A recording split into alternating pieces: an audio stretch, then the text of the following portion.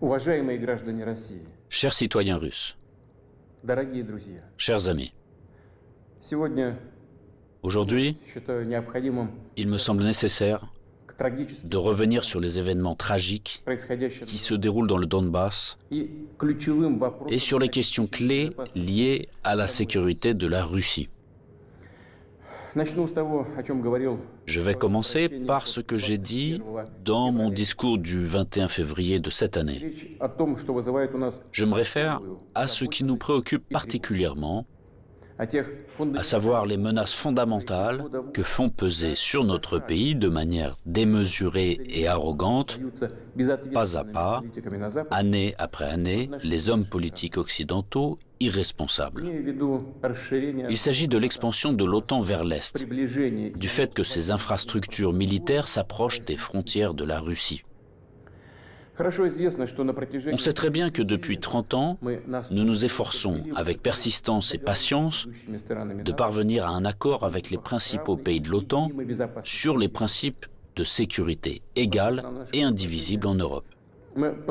En réponse à nos propositions, ça n'a toujours été que soit des tromperies et des mensonges cyniques, ou des tentatives de pression et de chantage, alors que l'Alliance Atlantique, malgré toutes nos protestations et préoccupations, ne cesse de s'élargir. La machine de guerre est en marche, et, je le répète, elle s'approche très près de nos frontières. Pourquoi tout cela arrive-t-il? Pourquoi cette attitude arrogante consistant à parler dans l'optique de sa propre exclusivité, infaillibilité et permissivité? D'où vient cette attitude indifférente et dédaigneuse à l'égard de nos intérêts et de nos demandes absolument légitimes? La réponse est claire. Tout est clair et évident. L'Union soviétique s'est affaiblie à la fin des années 80, puis elle s'est effondrée. Tout ce qui s'est passé à l'époque est une bonne leçon pour nous aujourd'hui. Cela a mis en exergue que la paralysie du pouvoir et de la volonté est le premier pas vers la dégradation complète et l'oubli. Dès que nous avons perdu notre confiance en nous-mêmes, un certain temps, l'équilibre des pouvoirs dans le monde a été rompu. Cela a conduit à une situation où les traités et accords existants ne sont plus réellement en vigueur. La persuasion et les demandes n'ont aucun effet. Tout ce qui ne convient pas aux détenteurs de l'hégémonie, aux grands de ce monde, est qualifié d'archaïque, obsolète et inutile. Et inversement, tout ce qui leur semble avantageux est présenté comme la vérité ultime, est imposé à tout prix, de manière insolente, par tous les moyens. Ceux qui ne sont pas d'accord finissent à genoux. Ce dont je parle maintenant ne concerne pas seulement la Russie, et nous ne sommes pas les seuls à être préoccupés par cela.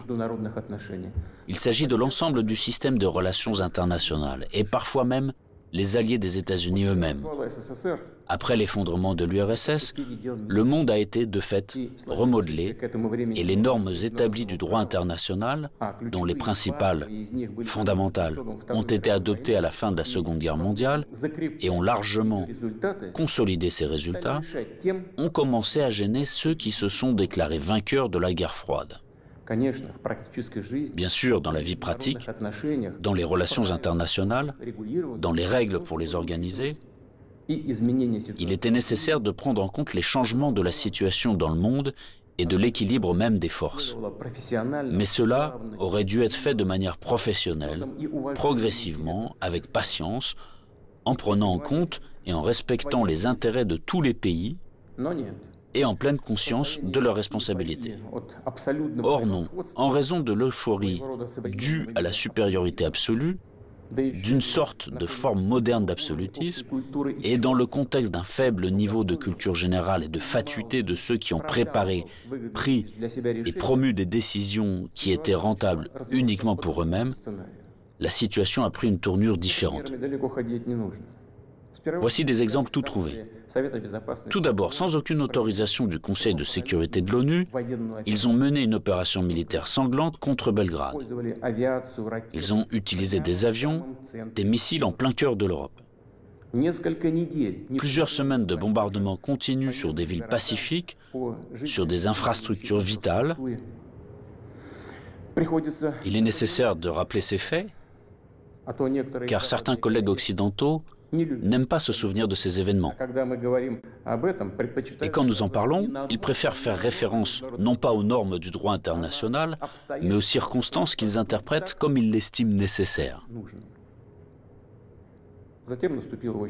Puis est venu le tour de l'Irak, de la Libye et de la Syrie. L'utilisation illégitime de la force militaire contre la Libye, la dénaturation de toutes les décisions du Conseil de sécurité de l'ONU sur la question libyenne ont conduit à la destruction complète de l'État, au fait qu'un énorme foyer de terrorisme international est apparu, au fait que le pays s'est trouvé plongé dans une catastrophe humanitaire dans l'abîme de la guerre civile qui a duré plusieurs années et se poursuit encore, la tragédie à laquelle des centaines de milliers, des millions de personnes ont été condamnées, non seulement en Libye, mais dans toute cette région, a provoqué un exode migratoire massif de l'Afrique du Nord et du Moyen-Orient vers l'Europe. Un sort similaire a été réservé à la Syrie.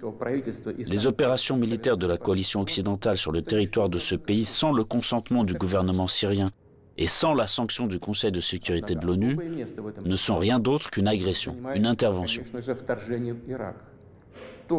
Cependant, l'invasion de l'Irak, qui n'avait aucun fondement juridique non plus, occupe une place particulière. Comme prétexte, ils ont choisi les prétendues informations fiables dont auraient disposé les États-Unis sur la présence d'armes de destruction massive en Irak.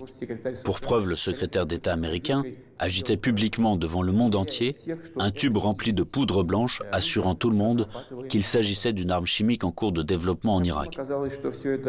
Et puis il s'est avéré que tout cela était une manipulation, du bluff. Il n'y avait pas d'armes chimiques en Irak. C'est incroyable, surprenant, mais le fait est là. Il y a eu des mensonges au plus haut niveau étatique et du haut de la tribune de l'ONU. Et en conséquence de cela, il y a eu des sacrifices énormes, des destructions, une progression incroyable de terrorisme. En fait, on a l'impression que pratiquement partout, dans de nombreuses régions dans le monde, là où l'Occident vient mettre en place son ordre, cela se termine en blessures sanglantes qui ne cicatrisent pas, en plaies que sont le terrorisme international et l'extrémisme. Tout ce que j'ai évoqué en est l'exemple le plus flagrant, mais ce n'est en aucun cas le seul exemple du mépris du droit international. S'ajoutent à cela les promesses faites à notre pays de ne pas étendre l'OTAN d'un pouce vers l'Est. Je le répète, ils ont menti, ou en termes populaires, ils nous ont tout simplement arnaqués. Oui, on entend souvent dire que la politique est quelque chose de sale, peut-être, mais quand même pas à ce niveau-là. Après tout, un tel comportement de tricheur contredit non seulement les principes des relations internationales, mais surtout les normes de moralité et d'éthique généralement reconnues. Où sont la justice et la vérité ici? Ce ne sont que des mensonges et de l'hypocrisie. Par ailleurs, des hommes politiques, des politologues et des journalistes américains eux-mêmes écrivent et parlent du fait qu'un véritable empire du mensonge a été créé aux États-Unis ces dernières années. Difficile de ne pas être d'accord avec ça, c'est ainsi. Mais il ne faut pas jouer les modestes. Les États-Unis restent un grand pays, une puissance avec un rôle moteur. Tous leurs satellites non seulement leur donnent raison, avec résignation et humilité, ils se joignent à leur rhétorique pour n'importe quelle raison, mais ils copient également leur comportement. Ils acceptent avec enthousiasme les règles proposées. Par conséquent, nous avons toutes les raisons d'affirmer avec certitude que l'ensemble de ce qu'on appelle le bloc occidental, formé par les États-Unis à leur image, est, dans cet ensemble, cet empire du mensonge. Quant à notre pays, après l'effondrement de l'URSS, malgré toute l'ouverture sans précédent de la nouvelle Russie moderne, la volonté de coopérer honnêtement avec les États-Unis et d'autres partenaires occidentaux, et dans les conditions d'un désarmement quasi unilatéral, Ils ont immédiatement essayé d'aller jusqu'au bout, de nous achever, de nous détruire complètement. C'est exactement ce qui s'est passé dans les années 90, au début des années 2000, lorsque l'Occident, dit collectif, a soutenu très activement le séparatisme et les gangs de mercenaires dans le sud de la Russie. Quels sacrifices, quelles pertes, tout cela nous a-t-il alors causé? Quelles épreuves avons-nous dû traverser avant de briser définitivement le terrorisme international dans le Caucase? Nous nous en souvenons et nous ne l'oublierons jamais. En fait, jusqu'à récemment, ils n'ont cessé de chercher à nous utiliser dans leurs propres intérêts, de détruire nos valeurs traditionnelles, de nous imposer leurs pseudo-valeurs, ce qui nous consumerait, nous, notre peuple, de l'intérieur. Ces attitudes qu'ils imposent déjà agressivement dans leur pays et qui conduisent directement à la dégradation et à la dégénérescence, car ils contredisent la nature humaine. Cela n'arrivera pas et personne n'y est jamais arrivé. Cela ne fonctionnera pas non plus maintenant. Malgré tout, en décembre 2021, nous avons une nouvelle fois tenté de nous mettre d'accord avec les États-Unis et leurs alliés sur les principes pour assurer la sécurité en Europe et le non-élargissement de l'OTAN. Tout cela en vain. La position américaine ne change pas. Ils ne considèrent pas comme nécessaire de négocier avec la Russie sur cette question clé pour nous. Ils poursuivent leurs propres objectifs et négligent nos intérêts. Et bien sûr, dans cette situation, nous nous demandons, que faire ensuite? À quoi s'attendre? L'histoire nous apprend qu'en 1940 et au début de 1941, l'Union soviétique a tenté d'empêcher, ou du moins de retarder, la guerre par tous les moyens. Pour ce faire, elle a essayé littéralement jusqu'à la dernière minute de ne pas provoquer un agresseur potentiel. Elle n'a pas pris ou reporté les mesures les plus nécessaires et les plus évidentes visant à se préparer et repousser une attaque inévitable. Et les mesures qui ont finalement été prises étaient dramatiquement tardives. En conséquence, le pays n'était pas prêt à faire face à pleine capacité à l'invasion de l'Allemagne nazie qui attaquait notre patrie sans déclaration de guerre le 22 juin 1941. L'ennemi a été arrêté, puis écrasé, mais à un coût colossal. La tentative d'amadouer l'agresseur à la veille de la Grande Guerre patriotique s'est avérée être une erreur qui a coûté cher à notre peuple. Au cours des premiers mois de la guerre, nous avons perdu de vastes territoires stratégiquement importants et des millions de personnes. Nous ne ferons pas une telle erreur une deuxième fois. Nous n'en avons pas le droit. Ceux qui revendiquent la domination mondiale publiquement, en toute impunité et, je le souligne, sans aucune justification, nous déclarent, nous, la Russie, leur ennemi. En effet, ils disposent aujourd'hui de grandes capacités financières, scientifiques, technologiques et militaires. Nous en sommes conscients et nous évaluons objectivement les menaces qui nous sont adressées constamment dans le domaine de l'économie, ainsi que notre capacité à résister à ce chantage impudent et permanent. Je le répète, nous les évaluons sans illusion, de manière très réaliste. En ce qui concerne le domaine militaire, la Russie moderne, même après l'effondrement de l'URSS et la perte d'une grande partie de son potentiel, est aujourd'hui l'une des puissances nucléaires les plus fortes du monde, et elle dispose en outre d'avantages en ce qui concerne un certain nombre d'armes de pointe. Il ne devrait donc faire aucun doute qu'une attaque directe contre notre pays entraînerait une défaite et des conséquences désastreuses pour tout agresseur potentiel. Cependant, les technologies, y compris en matière de défense, évoluent rapidement. Le leadership dans ce domaine a changé et changera encore demain, tandis que la conquête militaire des territoires adjacents à nos frontières, si nous laissons cela se produire, se poursuivra pendant des décennies, ou peut-être pour toujours. Et cela constituera une menace toujours plus grande et totalement inacceptable pour la Russie. Aujourd'hui même, alors que l'OTAN s'étend vers l'Est, la situation pour notre pays se dégrade et devient chaque année plus dangereuse. En outre, ces derniers jours, les dirigeants de l'OTAN ont explicitement évoqué la nécessité d'accélérer, de forcer l'avancée des infrastructures de l'Alliance vers les frontières de la Russie. En d'autres termes, ils renforcent leur position. Nous ne pouvons plus nous contenter de regarder ce qui se passe. Ce serait complètement irresponsable de notre part. La poursuite de l'expansion de l'infrastructure de l'Alliance Atlantique, la conquête militaire des territoires de l'Ukraine qui a commencé, tout cela est inacceptable pour nous. Le problème, bien sûr, ce n'est pas la structure de l'OTAN elle-même. Elle n'est qu'un instrument de la politique étrangère des États-Unis. Le problème est que sur les territoires qui nous sont adjacents, je vous le fais remarquer, sur nos propres territoires historiques, une anti-Russie est en train d'être créée, qui a été placée sous un contrôle extérieur total, qui est colonisée de manière active par les forces armées des pays de l'OTAN, et où il y a un afflux d'armes les plus modernes. Pour les États-Unis et leurs alliés, il s'agit de ce qui est qualifié de politique de dissuasion de la Russie, de dividende géopolitique évident. Et pour notre pays, c'est finalement une question de vie ou de mort. La question de notre avenir historique en tant que peuple. Ce n'est pas une exagération, c'est la vérité. C'est une menace réelle, non seulement pour nos intérêts, mais pour l'existence même de notre État, pour sa souveraineté. C'est cette même ligne rouge dont on a parlé à plusieurs reprises. Ils l'ont franchie. Par conséquent, il faut parler de la situation dans le Donbass. Nous voyons que les forces qui ont effectué un coup d'État en Ukraine en 2014 ont pris le pouvoir et le conservent, de fait, à l'aide de procédures électorales décoratives et ont finalement renoncé à un règlement pacifique du conflit.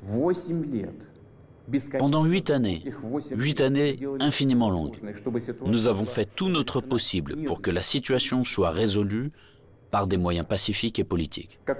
Tout cela en vain. Comme je l'ai dit dans mon précédent discours, on ne peut pas regarder sans compassion ce qui se passe là-bas. Il n'était tout simplement plus possible de supporter tout cela. Il était nécessaire de mettre fin immédiatement à ce cauchemar, au génocide des millions de personnes qui y vivent, dont le seul espoir est la Russie, dont le seul espoir est en nous. Ce sont ces aspirations, ces sentiments, la douleur des gens qui ont été pour nous le principal motif pour décider de reconnaître les républiques populaires du Donbass. Voilà ce qui me paraît important de souligner davantage. Les principaux pays de l'OTAN, pour parvenir à leurs propres objectifs, soutiennent en Ukraine les nationalistes extrêmes et les néo-nazis, qui à leur tour ne pardonneront jamais aux Criméens, aux habitants de Sébastopol, leur libre choix, à savoir la réunification avec la Russie.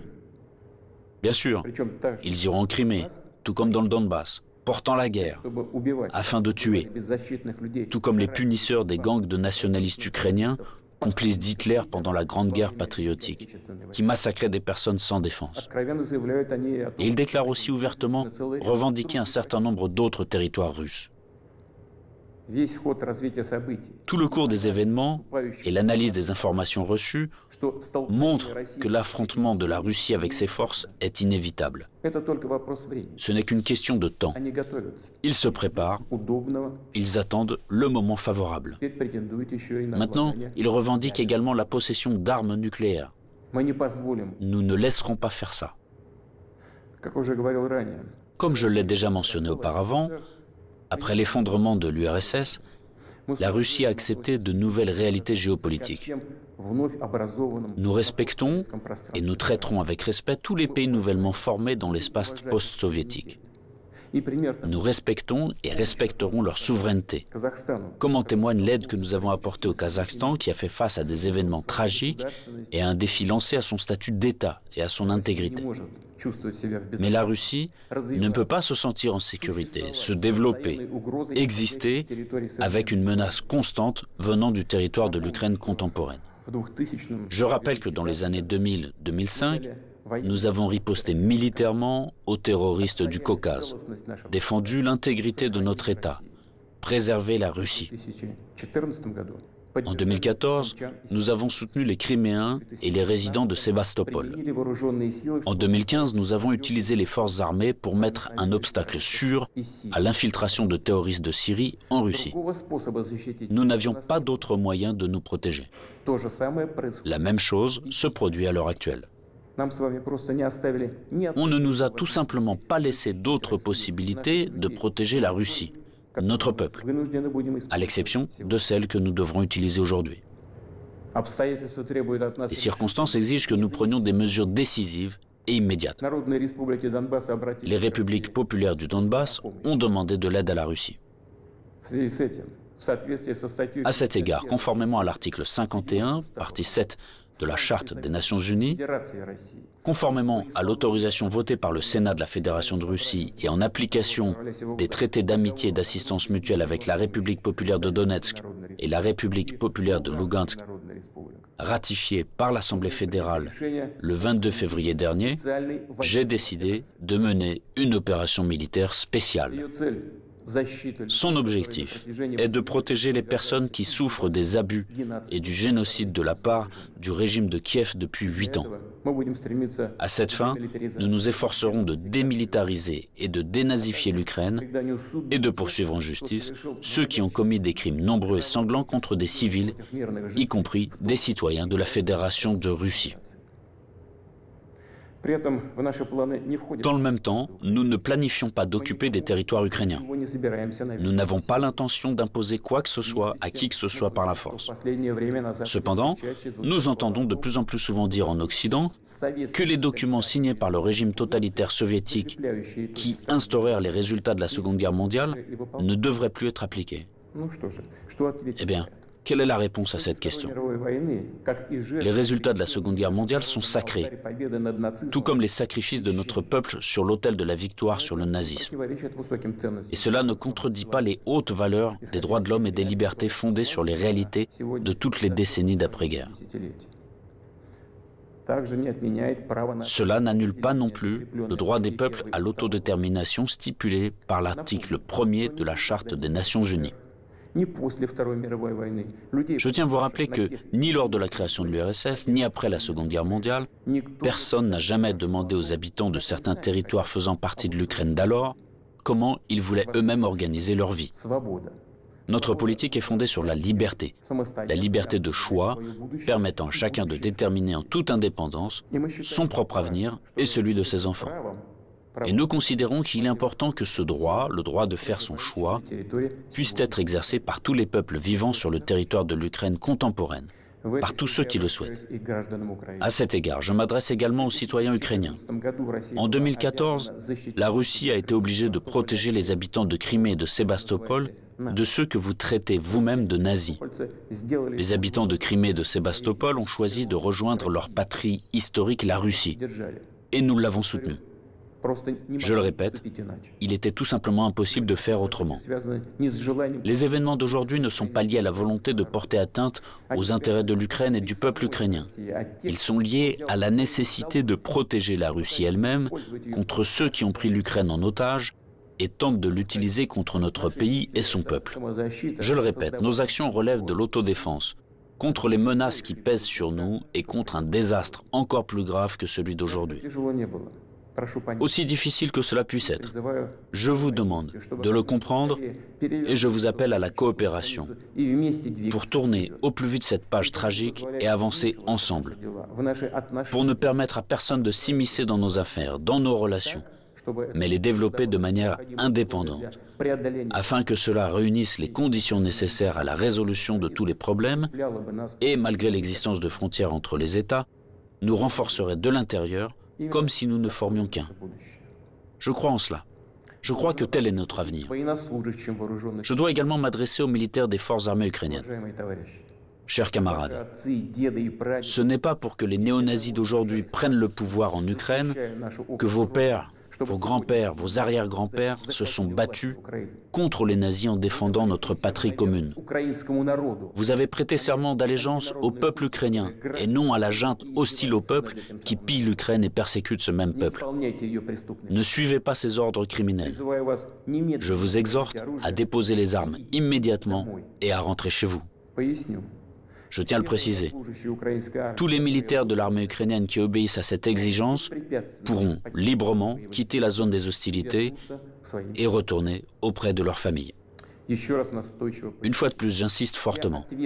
Toute responsabilité pour une éventuelle effusion de sang reposera entièrement sur la conscience du régime au pouvoir sur le territoire de l'Ukraine. Maintenant, quelques mots importants, très importants, pour ceux qui seraient tentés de s'ingérer dans les événements en cours. Quiconque essaiera d'interférer contre nous, et plus encore de créer des menaces pour notre pays, pour notre peuple, doit savoir que la réponse de la Russie sera immédiate et mènera à des conséquences auxquelles vous n'avez jamais fait face dans votre histoire. Nous sommes prêts à n'importe quelle évolution de la situation. Toutes les décisions nécessaires à cet égard ont été prises. J'espère être entendu. Chers citoyens russes, le bien-être, l'existence même d'États et de peuples entiers, leur succès, leur viabilité, trouvent toujours leur origine dans le puissant système des racines englobant leur culture et leurs valeurs. L'expérience et les traditions de leurs ancêtres, et bien sûr, dépendent directement de la capacité à s'adapter rapidement à une vie en constante évolution, de la cohésion de la société, de sa volonté de se consolider, de rassembler toutes les forces pour aller de l'avant. Les forces sont toujours nécessaires, toujours. Mais la force peut être de qualités diverses. La politique de l'empire du mensonge que j'ai évoquée au début de mon intervention repose avant tout sur la force brutale et directe. Dans de telles situations, nous disons, quand il y a de la force, pas besoin d'avoir quelque chose dans la tête. Or, nous savons que la vraie force réside dans la justice et la vérité, qui sont de notre côté. Et s'il en est ainsi, alors il est difficile de ne pas être d'accord avec le fait que c'est la force et la volonté de se battre qui sont les fondements de l'indépendance et de la souveraineté, les fondations nécessaires et uniquement sur lesquelles on peut construire son avenir de manière fiable, construire sa maison, fonder sa famille, sa patrie. Chers compatriotes, je suis convaincu que les soldats et les officiers des forces armées russes fidèles à leur pays accompliront leur devoir avec professionnalisme et courage. Je ne doute pas que tous les niveaux du pouvoir et les spécialistes responsables de la stabilité de notre économie, du système financier et du domaine social, ainsi que les dirigeants de nos entreprises et tous les milieux d'affaires russes travailleront d'une manière harmonieuse et efficace. Je compte sur une position consolidée patriotique de tous les partis représentés au Parlement et des forces publiques. Après tout, comme cela a toujours été dans l'histoire, le destin de la Russie se trouve entre les mains fiables de notre peuple multinational. Cela signifie que les décisions adoptées seront exécutées, que nos objectifs seront atteints et que la sécurité de notre patrie sera garantie d'une manière sûre. Je crois en votre soutien et en la force invincible que nous donne l'amour de la patrie.